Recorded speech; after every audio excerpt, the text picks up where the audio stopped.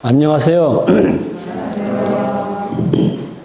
이제 확실하게 이제 작년은 정리가 된 거죠, 이제 확실하게 새해로 넘어와서 이제 새해 살림을 얘기해야 되는 그런 상황인 것 같습니다. 최근에 근황은 제가 혼자 헛웃음을 웃는 경우하고 또 뭐라고 할까 좀 서글픈 마음이 드는 경우, 근황으로서 그 얘기를 좀 해볼까 싶네요. 서글픈 마음이 드는 이제 경우는 어쨌든 우리가 이제 출가 수행자의 길을 선택할 때 뭔가 좋으니까 선택할 거 아니에요. 그렇죠. 어쩌면 청춘을 불사르고 또는 인생을 불사르고 가는 길인데 당연히 그게 뭐 어줍지 않으면 그렇게 할 택이 없죠. 그래서 출가 수행자의 길을 선택을 하고 또 그 길을 잘 가겠노라고 스스로 다짐을 하고 그런 과정이 이제 뭐 행자 생활도 하고 또 수계의식도 하고 그리고 아침 저녁으로 이제 예불도 하고 그 전 과정이 다 사실은 출가 수행자의 길로서는 참 멋있는 길이고 좋은 길이고 스스로를 위해서도 유익한 길이고 세상을 위해서도 꼭 어쩌면 있어야 될 길이라고 생각되기 때문에 나도 그렇게 한번 살아야 되겠다. 그렇게 하는 게 멋있어 보이니까 좋아 보이고 그 내용이 뭐냐면 물론 여러 가지 얘기할 수가 있던데 그 내용이 우리는 살다 보면 늘 선과 악 또는 시비 그러니까 착함과 악함 옳음과 그름 또는 이해 득실 이로움과 해로움 또는 많은 것을 얻는 것과 또는 상실함 이런 것들이거든요.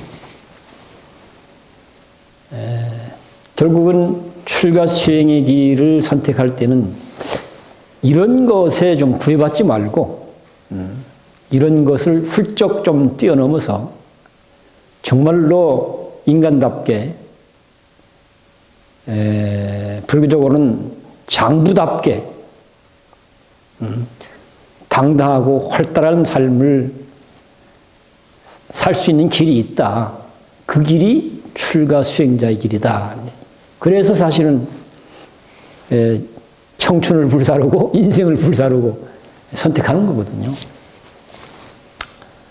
그런데 이제 제가 출가한 지가 이제 한 60년 가까이 되는데, 그러니까 뭐 내 인생 전부 출가 생활이었다 해도 과언이 아니죠. 살아온 과정들을 이렇게 되짚어 보면 뜻한 바와는 다르게 스스로도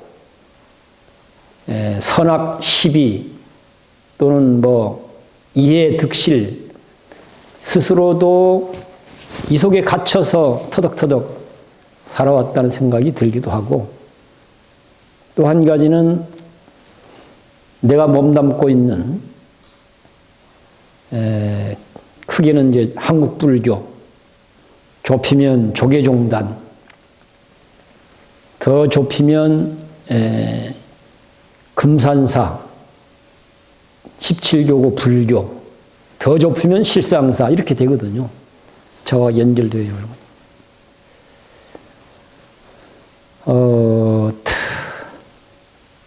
특히 최근에 어쨌든 본인은 아니지만 현실은 이제 그렇게 엉켜 있다 보니까 선이냐 악이냐 이건 선이냐 악이냐 또 옳은 일인가 그런 일인가 또는 이익이 있는 일인가 손해를 보는 일인가? 성공하는 일인가? 실패하는 일인가? 어쨌든 이런 내용을 갖고 뭔가 이게 그런 내용을 갖고 꾀를 부려야만 되는, 머리를 써야만 되는 이런 상황들이 계속 부닥쳐요. 뭐 주지란 이름을 놓고 그런 상황이 부닥치기도 하고,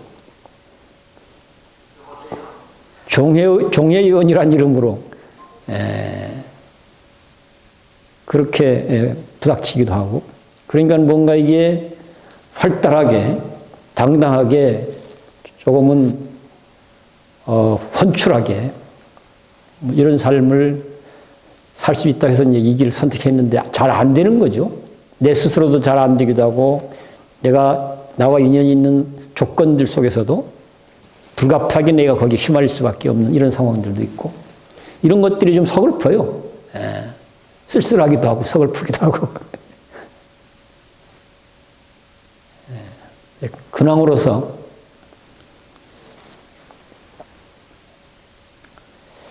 출격장부의 길을 가겠노라고 선택을 했는데, 출격장부는커녕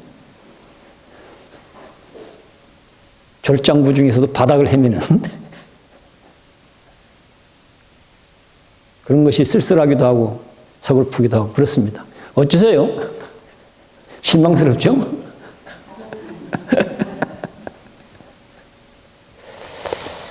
또 한 가지는, 이건 아마 늙어가시는 분들이 대체적으로 아마 그런 걸 경험하지 않겠나 싶은데, 저도 요즘에 이제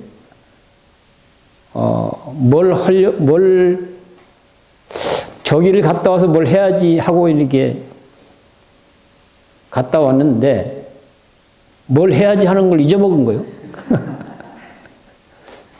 그래서 엉뚱한 짓거리 한참 하다가 이제 내가 이거 하려고 했었지? 이런 상황들이 가끔 나타나요. 그때마다 혼자 사실은 허허하고 이제 헛웃음을 울고, 그러니까 뭐 이제 늙어가는 현상으로서 나타나는 것이기 때문에 오히려 이런 것들도 좀 자연스럽게 기꺼이, 그래, 그것도 내 삶이야, 그것도 내 인생이야, 늙으면 늙은 대로 괜찮은, 늙으면 늙은 대로 그런 대로 괜찮은 거니까 너무 두려워하거나 너무나 슬퍼하거나 너무나 또 뭐 불안해하거나 그럴 일이 아니다. 그러면서 혼자 이제 헛웃음을 웃는 경우들이 이제 가끔 생깁니다. 약간 비슷해 보이죠? 보살님들 사는 것하고. 그래서 위로가 되죠?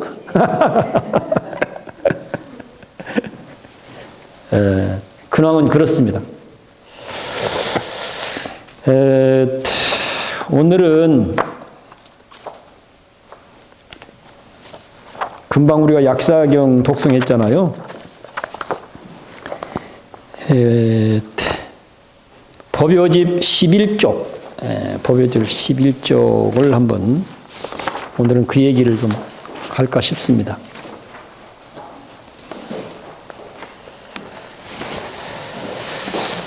법요적 11쪽 제일 밑에 모든 발언 마치옵고 삼보전에 귀하네 시방세계 항상 계신 보배로운 부처님께 지성귀하옵니다.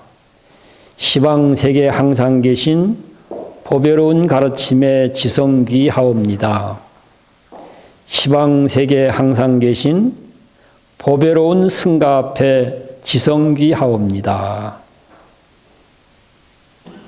뭔가 달라진 것이 있는가요?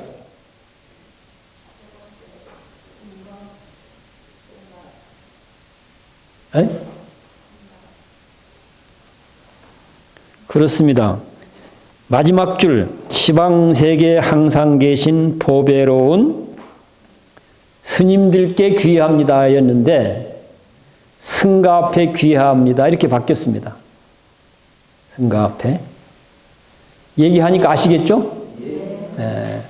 스님들께 귀의합니다에서 승가 앞에 귀의합니다로 바뀌었다는 얘기입니다. 부처님은 뭘 하시는 분일까요? 우리가 거룩한 부처님께 귀의합니다 이렇게 되어 있는데 뭘 어떻게 하길래 우리는 부처님을 거룩하다고 얘기할까요? 물론 너무나 많은 내용들이 있죠. 너무나 많은 내용들이 있는데 뭐 그런 거 다 주저주저 늘어놓으면 자꾸 긴가민가만 하게 되니까 더 거두절미하고 더 압축하고 더 단순화시켜서 몇 가지 말씀을 드려보면 첫 번째는 그분은 깨달으신 분이다 이런 겁니다. 보통 꿈에서 깨어나신 분 이렇게 얘기를 합니다. 또는 무명에서 밝음으로 어두움에서 밝음으로 나오신 분 인간이라면 알아야 될 내용인데 몰랐다가 알아야 될 내용을 제대로 아신 분 뭐 이런 내용으로 표현할 수 있습니다. 그러니까 꿈에서 깨어나신 분 모름에서 알므로 몰랐던 것을 잘 아신 분 이렇게 그리고 그 깨달은 내용 알아낸 내용을 온전하게 자기 삶으로 살아가신 분 뭐 기타도 뭐 많은 이야기들이 있죠. 많은 얘기들이. 부처님이 거룩한 이유. 부처님이 거룩한 이유가 그런 내용이다. 예, 그런 말씀이고요. 그런데 부처님은 스스로를 어떻게 얘기하고 있는가? 자기 자신을 뭐라고 표현하고 있는가? 나는 다만 길을 가르칠 뿐이다. 그냥 길 안내하는 사람이다. 이런 얘기입니다. 길을 잘 가르치고 안내. 이게 부처님의 역할이다. 이런 얘기죠. 나는 다만 길을 가르칠 뿐이다. 가고 안 가고는 난 모른다. 그럼 어떻게 해? 네가 알아서 해라. 이런 얘기인 거예요. 부처님 스스로가 그렇게 얘기를 하고 있습니다. 나는 다만 길을 가르칠 뿐이다. 뭐 거기에 대한 뭐 비유들도 있어요. 마치 그때 당시는 농사 짓고 살 때이기 때문에 농사 짓는데 제일 중요한 게 뭘까요? 그건 나보다 더 잘 아시잖아요. 우리 이 지역의 보살님들이. 옛날에는 소가 제일 중요해. 소. 그렇죠. 소가 없으면 정말로 농사 짓는 일이 죽기나 다를 바 없죠. 죽는 것보다 더 힘들다고 할 수도 있죠. 소가 없으면. 그러니까 부처님 당시에도 그 소가 그렇게 중요한 시대에 있기 때문에 소를 비유를 들죠. 소에게 물을 먹여야 되는데 좋은 물이 있어서 얼마든지 마실 수 있는 곳까지 소를 데려갈 수는 있는데 부처님이 안내해서 데려갈 수는 있는데 물을 먹고 안 먹고는 그건 내가 어떻게 할 수가 없다. 소 알아서 하는 것이. 소 알아서. 그와 똑같은 얘기예요. 남은 길을 가르칠 뿐이다. 가고 안 가고는 내가 어떻게 할 수가 없다. 이런. 여기엔 좀 더 설명을 해야 될 게 있는데 좀 보태면 그 길로 가기만 하면 틀림없다. 이런 거예요. 그 길로 가기만 하면 네가 원하는 것이 반드시 실현될 수 있다고. 털끝만큼도 의심할 게 없다. 그렇지만 그 길을 가고 안 가고는 내가 어떻게 할 수 있는 일이 아니다. 본인이 가야 된다. 이런 얘기. 그 말에 직접적으로 해당되는 예가 있다면 어떤 게 있을까요? 아기가 배가 고파서 울고 있는데 내 목숨보다도 아기를 더 사랑하는 엄마가 밥을 맛있게 먹었어요. 아기의 배고픔이 해결될까요? 어떻습니까? 아무리 엄마가 아기를 당신 목숨보다 더 사랑한다 하더라도 엄마가 맛있는 거 먹는다고 해서 아이의 배고픔이 해결되지는 않잖아요. 그렇죠? 예. 결국은 본인이 해야 될 몫이 있는 거죠. 본인이. 그러니까 나는 다만 길을 가르칠 뿐이다. 구체적으로는 마치 물을 먹여야 될 소를 물 있는 데까지 잘 안내해서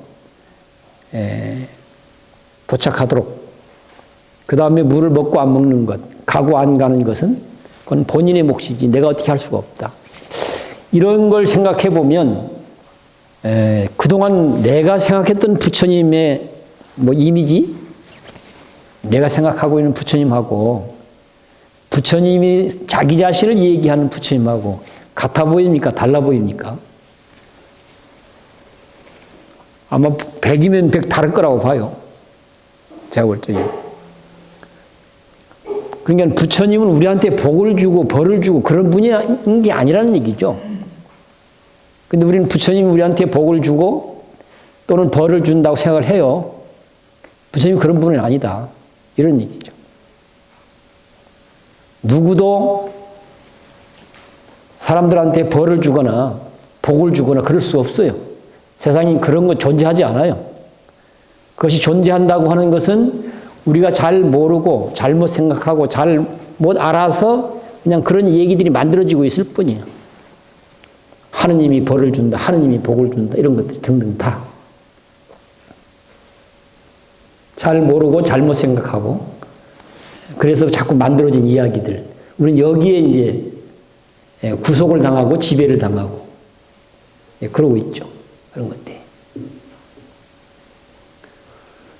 얼핏 생각하면 아무리 그 길이 좋은 길이라 하더라도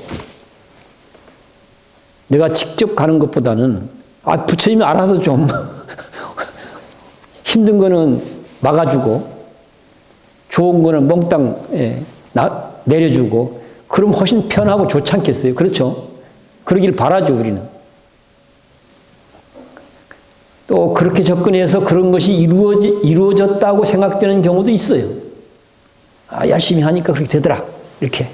그런 경우도 있긴 있죠. 없지 않죠.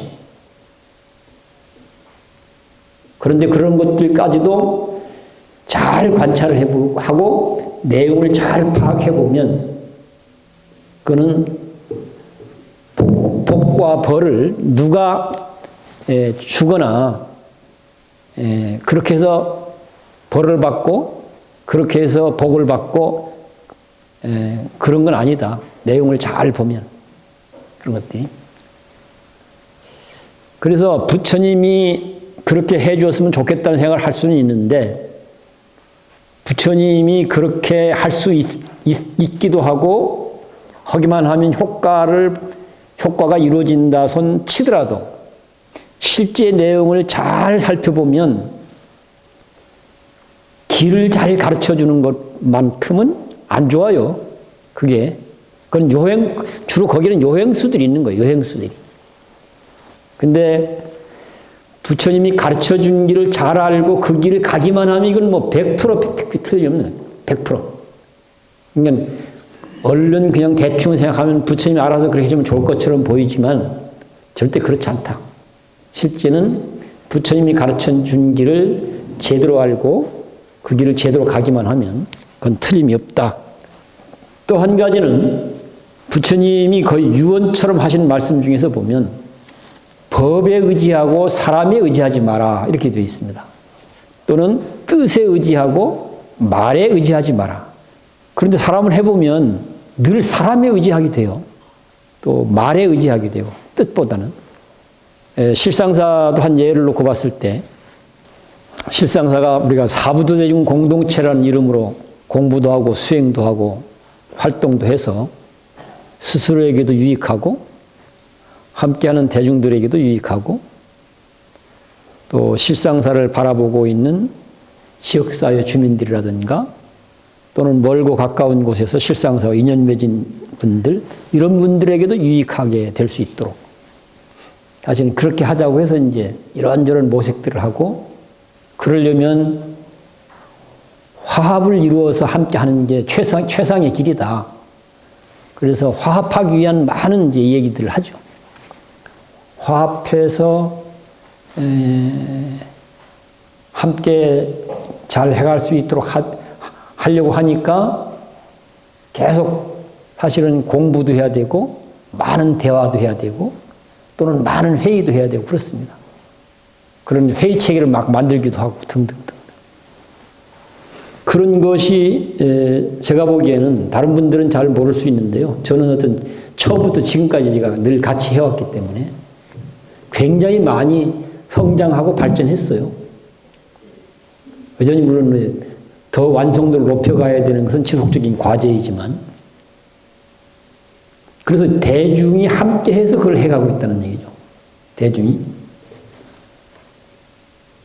그런데 여전히 이런 내용들을 잘 모르는 분들은 실상사 와서도 회주 스님한테 가서 얘기하면 다 해결된다 이렇게 생각해요. 이건 사람이 의지하는 거거든요. 사람이. 회주 스님만 팔면 된다 이런 식. 이거 하지 말자고 하는 게 부처님의 뜻이거든요. 이런 거 하지 말자. 그래서 바보 세 사람이 모여서 대화를 나누면 문수지혜가 나온다는 말 이런 것들이 대중이 함께 잘 대화하고 토론해서 화합을 이루어서 함께 잘 해가면 그것이 최고다 이런 얘기를 하고 있는 거거든요. 그래서 바로 이런 정신들을 잘 살려가야 되기 때문에 그런 것에 대한 어쩌면 해결책으로 부처님 가르침을 그렇게 폈던 거예요. 사람에 의지하지 말고 법에 의지해라. 말에 의지하지 말고 뜻에 의지해라. 이런 가르침을. 법에 의지한다는 이야기는 뭐 교리겠지만 교리가 삶이 되도록 만들어내야 되거든요. 부처님이 가르쳐준 내용이 우리들의 삶이 되도록 하는 것을 요약한 한마디가 화합해서 더불어 함께 잘 해가자 이런 얘기가 요약되어집니다. 그래서 화합해서 더불어 함께 잘 해가도록 하려고 하니까 많은 공부도 해야 되고 많은 대화와 토론도 해야 되고 많은 회의도 해야 되고 이런 겁니다. 그래서 그런 공론의 과정을 거쳐서 그래 그게 맞아 그게 좋겠어 우리 그렇게 한번 해보자 이렇게 합의된 내용을 갖고 가야 되는 거예요. 그런 걸 세상에서는 민주주의라고 얘기를 하고 있는데 우리 사회에서 나타나는 현상을 보면 정반대로 나타나고 있어요.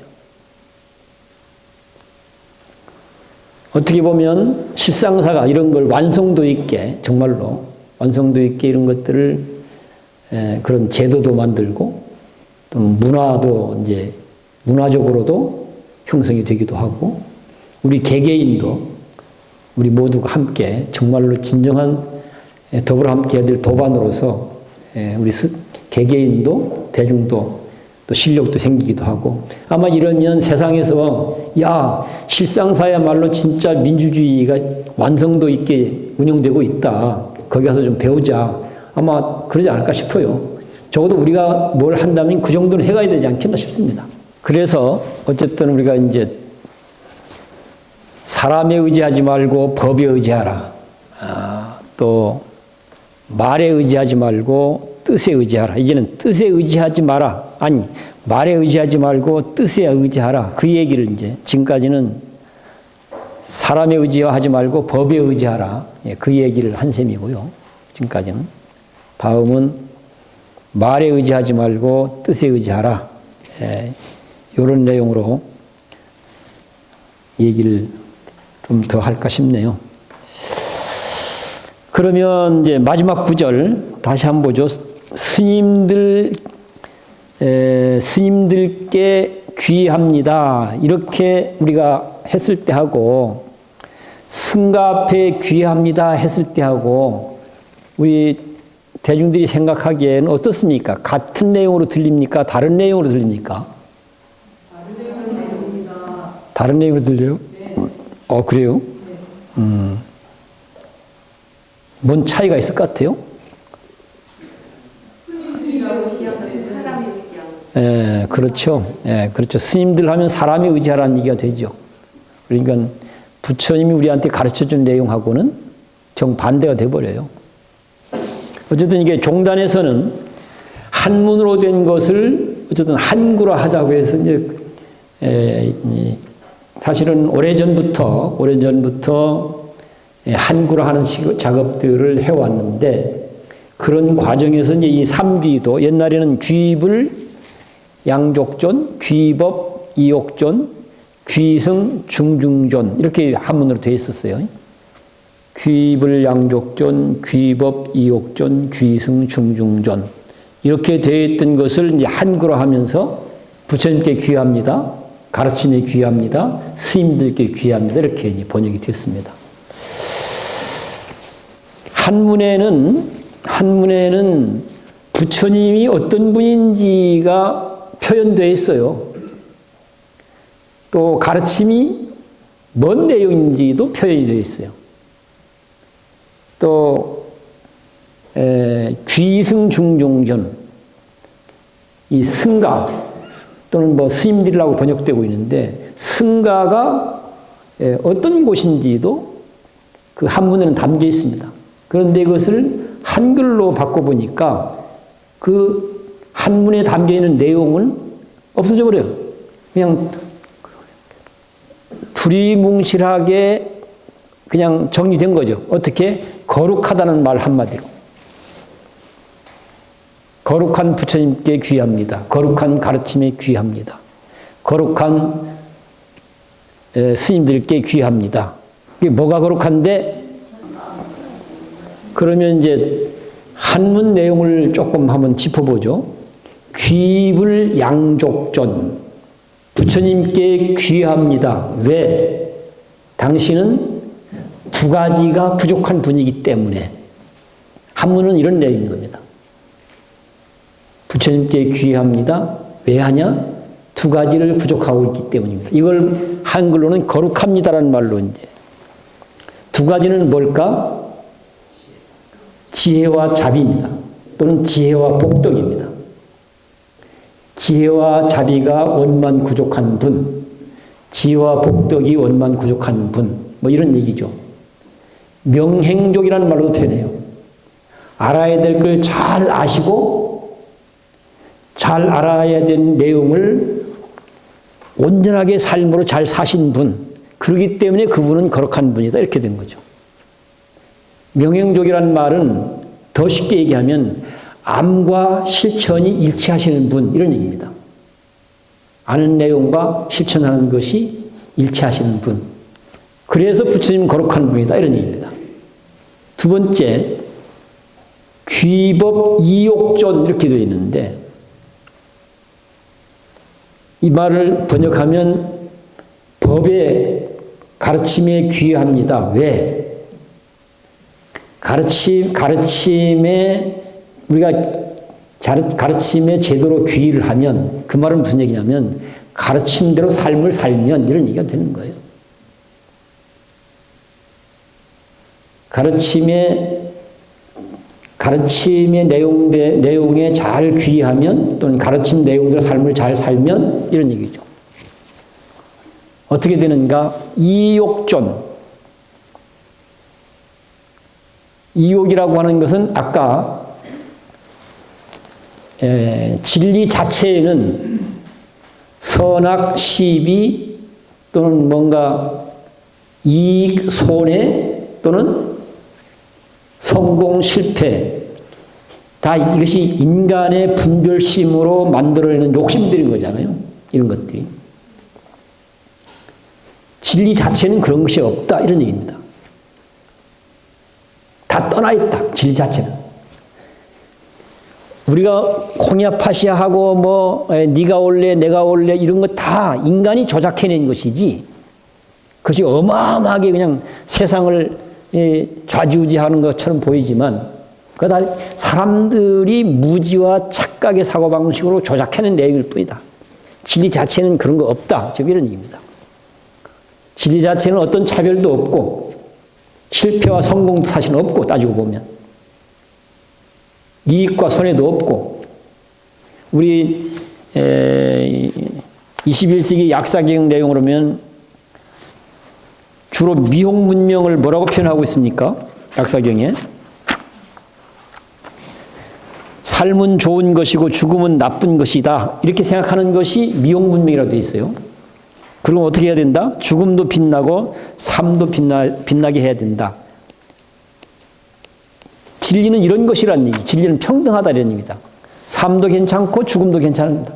굳이 말로 하자면 늙음도 괜찮고 젊음도 괜찮다. 그런데 우리는 반대로 생각하잖아요. 젊음은 좋은 것이고 늙음은 안 좋은 것이고 삶은 좋은 것이고 죽음은 안 좋은 이렇게 생각하잖아요. 그러니까 이렇게 차별하는 것, 좋다, 나쁘다, 뭐 이익이 있다, 없다 등등, 옳다, 그르다 등등등 이렇게 차별하고 차별 때문에 다툼이 생기고 다투기 때문에 고통과 불행에 빠져들게 되고 이런 것이거든. 이렇게 되는 것이 진리 자체는 그런 게 없다. 다 떠나 있다 그런 것들. 그런 것들이 발붙일 수 없는 것이 진리다 이런 얘기입니다. 이욕존. 그렇기 때문에 진리는 거룩한 것이다 이렇게 되는 겁니다. 그런 걸로부터 훌쩍 다 벗어날 수 있도록 그런 것들로부터 자유로울 수 있도록 그렇게 길을 가르쳐 주는 것이 부처님의 가르침이다 이런 얘기입니다. 그런 걸 모두를 벗어날 수 그걸 그런 것에 구애받지 않고 편안할 수 있다 하면 그건 열반이라는 말로 표현되어지고 그런 것으로부터 온전히 자유롭다는 말로 표현되어지면 그건 해탈이라는 말로 표현되어지고 있습니다. 해탈, 열반 이런 얘기 하잖아요. 편안하다고 얘기하면 열반이라는 개념으로 해탈이라는 개념으로 얘기하면 그건 자유롭다 이런 얘기죠. 해탈. 자유롭다 할 때는 해탈이라는 개념으로.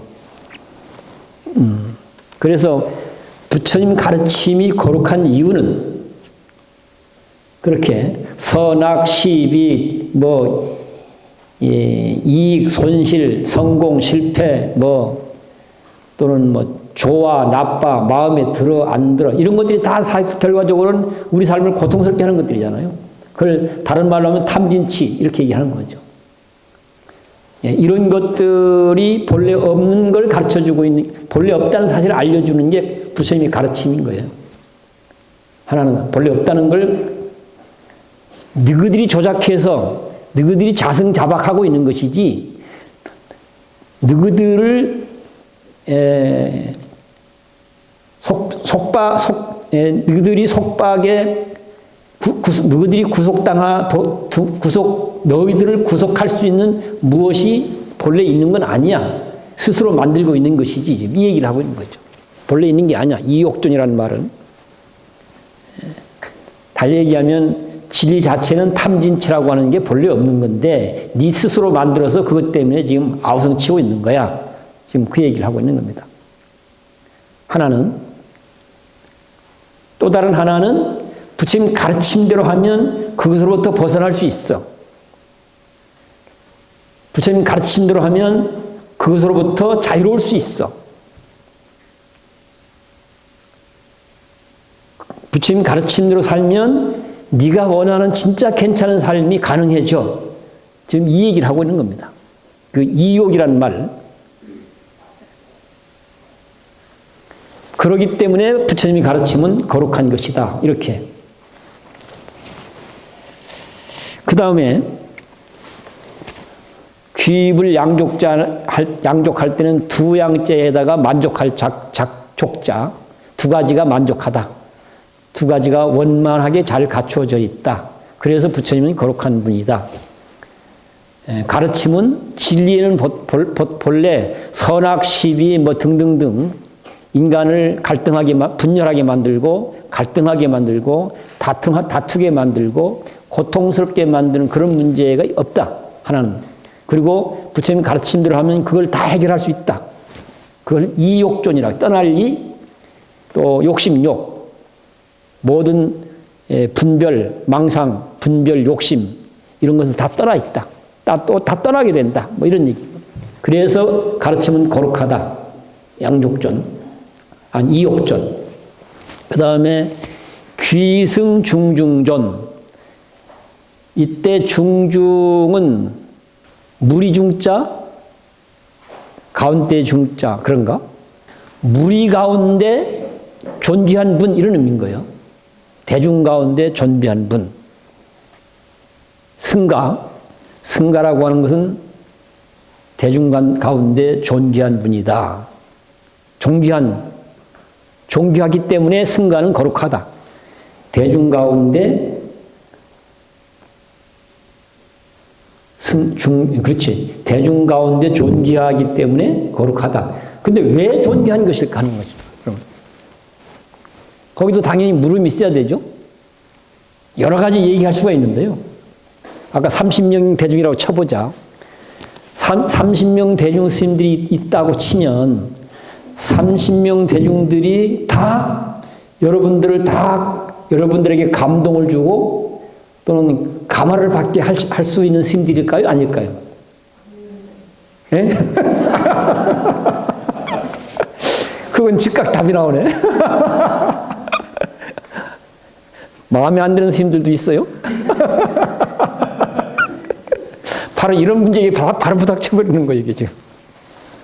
사람이 의지하게 되면 그런 문제가 생기는 거예요. 즉각적으로. 그래서 편갈리게 되고, 그것이 다툼이 되기도 하고, 혼란이 되기도 하고, 그래서 너도 웃기고 나도 웃기는 인간이 되어버리기도 하고, 이렇게 돼버려요, 이게. 그런 것들이.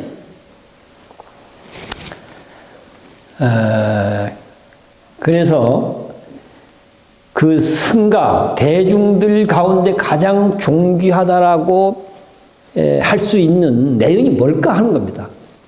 내용이. 그 거룩하다라고 하는 내용 중에도 많은 내용도 있어요. 그 중에 하나, 대표적인 거 하나 꼽으라면 뭐라고 얘기했을까요?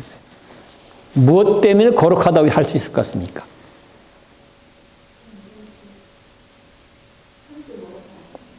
함께 모여는 뭐 산에도 함께 모여 살고 남원에도 함께 모여 살고 서울에도 함께 모여 살고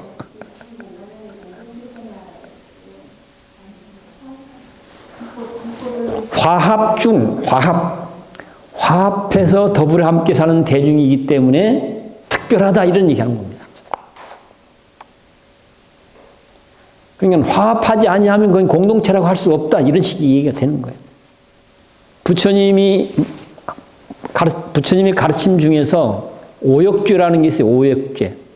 적어도 다른 나쁜 짓은 해도 뭐 그냥 좀 봐줄만 한데 5가지는 절대 봐줄 수 없다.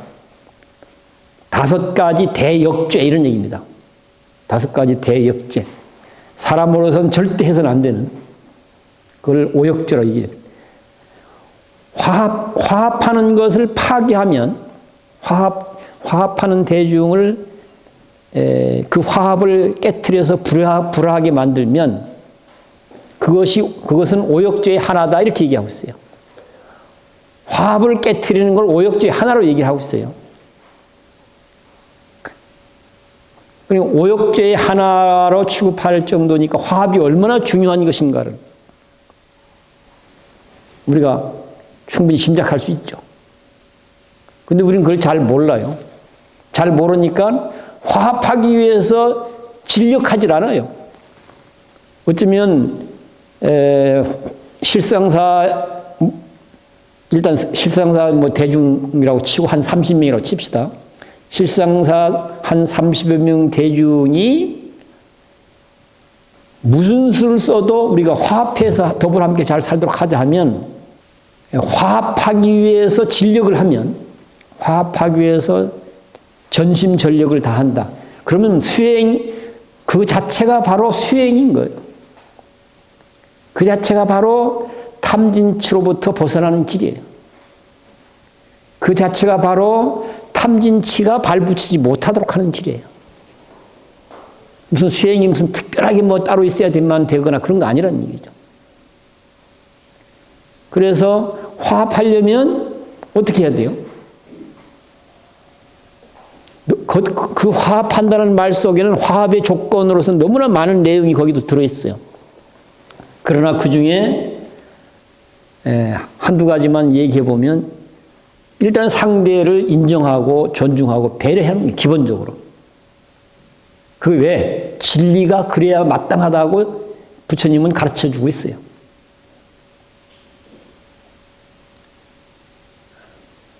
상대의 존재 가치를 인정하고 존중하고 배려하고 등등.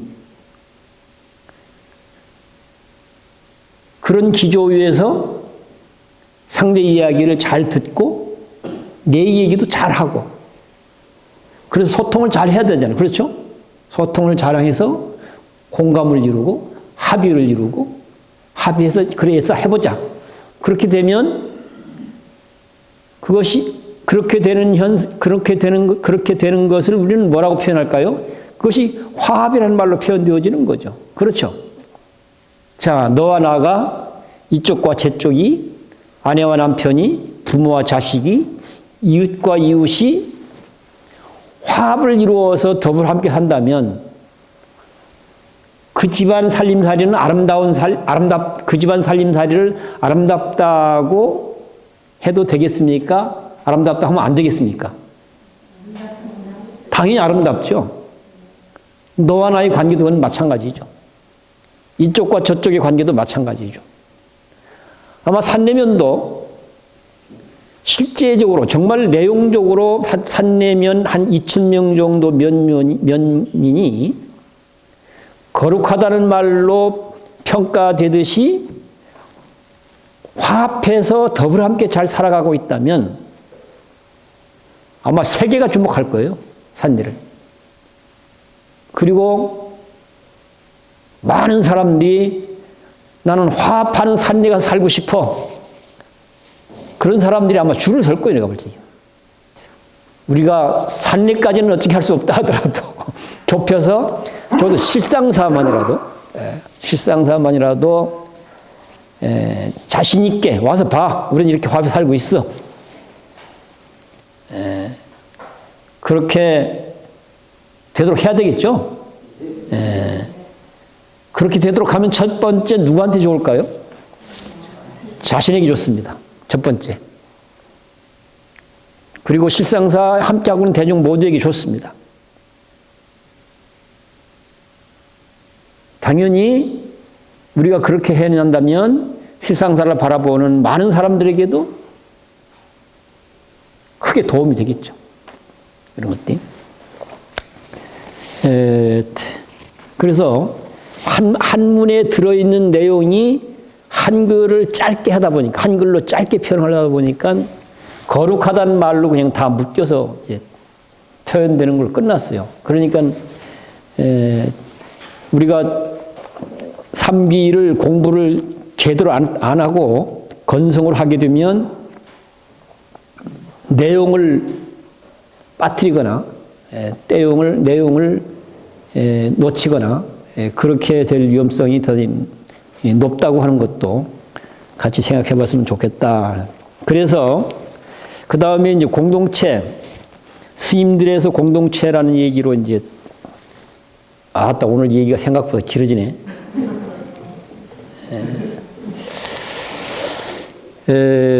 그동안 종단에서는 많은 노력을 통해서 이제 했는데 이제 마지막 구절은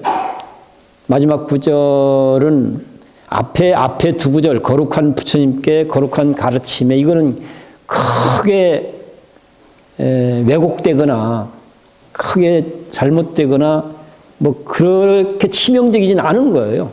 그렇게 하는 게. 왜냐하면 안 그러면 길게 해야 되는데 길게 하게 되면 또 이건 이제 노래로 부르는데도 적절치 않은 부분이 있고 하다 보니까. 그런데 스님들께 귀합니다는 그 이후 계속 논란이 되었어요, 이게. 누구는 이거 괜찮은데 왜 그래 하는 사람도 있고, 이거는 부처님 뜻하고는 안 맞아. 부처님이 가르쳐준 내용하고는 어긋나. 그리고 많은 부작용이 생길 수 있는 위험 요소가 너무 많아. 이런 문제들이 계속 있었어요. 그런 것들이. 여전히 그 부분은 조계종단 공식적으로는 정리가 안 되어 있습니다.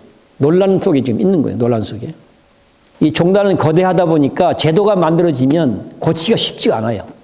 고치기가 한번 만들어지면 새로 만들기도 쉽지 않고 이런 것 저런 것들을 어쨌든 생각해서 천착을 해본 결과, 그리고 실상사에서도 이 정도로는 좀 바꾸는 게 좋겠다. 이런 의견들이 이제 모아져 갖고 이렇게 지금 하고 있다고 하는 겁니다. 그래서 승가 앞에 귀합니다라는 말로 고쳤다고 하는 것. 끝으로 이제 승가라는 말은 이것도 이제 우리가 혼란을 겪고 있는 부분인데 어쨌든 간에 처음에 이 승가라는 말로 표현되어진 대상은 출가한 스님들의 모임, 이런 의미입니다. 출가한 스님들의 모임. 사부대중이라는 말을 할 때도 출가한 스님들, 비구와 삼이, 그리고 비구니와 삼이니, 이렇게 해서 출가대중도 사부대중이라는 말로 표현을 했어요. 출가한 비구, 비구니, 삼이, 삼이니, 이렇게 해서 넷. 그래서 출가대중을 사부대중이라는 말로 설명하는 경우도 있었어요. 근데 이제 대승불교로 오게 되면서 이제는 출가, 재가를 포함해서 사부대중이라는 개념으로 또 불리기도 합니다. 현재 조교종단 법에는 출가자와 재가자를 묶어서 사부대중이라는 개념으로 종언에 명시되어 있습니다. 종언에. 다만 그 내용을 잘 만들어내고 있지는 않아요.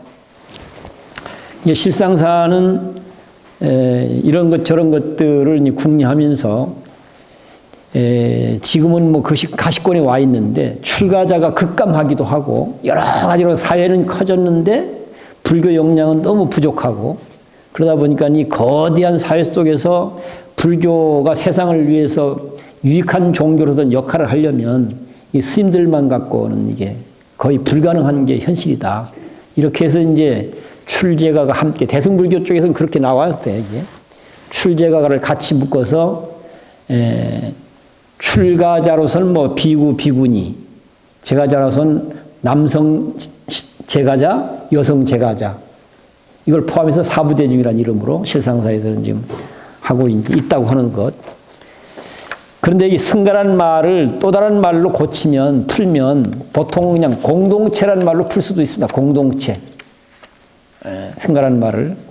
승가라는 말은 그냥 인도식 발음을 그냥 가져온 것이고, 승가라는 말은 가져온 것이고, 이걸 뜻으로 풀면 공동체라는 말로, 물론 거기에 대해서도 논란이 많습니다. 공동체라는 말로 푸는 것에 대해서 뭐 콩야파샤 논란들은 많은데, 그냥 조금 좀 압축해서 단순화시키면 공동체란 말로 풀 수도 있는데, 아직은 바로 그렇게 가기에는 조금 우리가 또 신중할 필요가 있겠다 싶어서 공동체로 가지 않고 그냥 승가 앞에로 이렇게 정리했다고 하는 건 말씀을 드리고요. 그 다음에 공동체라고 하는 게 얼마나 중요한 것인가에 대한 이야기를 하는 걸로 끝을 맺겠습니다. 이것도 기억은 뭐 선명하진 않은데, 제가 책에서 본 것도 아니고, 그래도 이제 초기 불교를 공부하는 사람들, 그래서 초기 불교가 가장 그래도 불교의 원형을 파악하는 데 제일 좋은 자료, 대표적인 자료니까, 그래도 그것을 근거로 해서 얘기하는 자리에서 보니까, 이런 내용이 있다고 얘기를 하더라고요. 뭐요? 박쥐범부 중생 100명에게 공양하는 것보다 출가한 비구 한 사람에게 공양하는 것이 더 그 공덕이 크다. 또 비구 100명에게 공양 올리는 것보다 아라한 한 명이 올리는 공덕이 더 크다.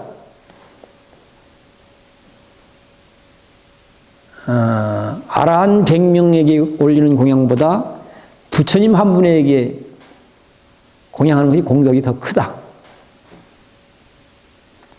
그 다음 부처님 100명에게 공양 올리는 것보다 공동체에 공양 올리는 게 공덕이 더 크다.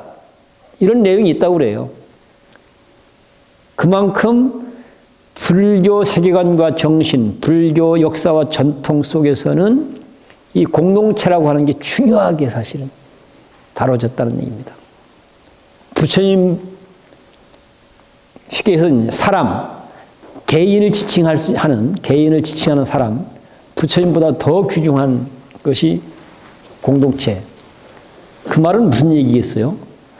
요즘에 나라의 주인은 누구라고 합니까? 국민이라고 하잖아요. 같은 맥락 이 얘기인 거예요. 같은 맥락에. 누구도 화합하는 대중의 뜻을 벗어날 수는 없다. 누구도, 부처님도 이런 거죠.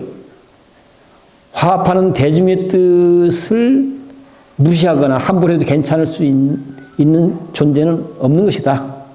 그건 부처님도 안 된다. 이런 얘기가 되는 거죠. 이런 것들이. 그만큼 이 공동체, 그리고 공동체의 화합, 이런 것들을 중요하게 얘기해왔다는 거죠. 그래서 공동체적으로 우리가 사고하고 말하고 행동하고 살아간다는 게 어쩌면 불교 공부와 수행의 전부다라고 해도 과언이 아니다. 이런 말씀을 드리는 것으로 오늘 제 이야기를 정리하겠습니다. 고맙습니다.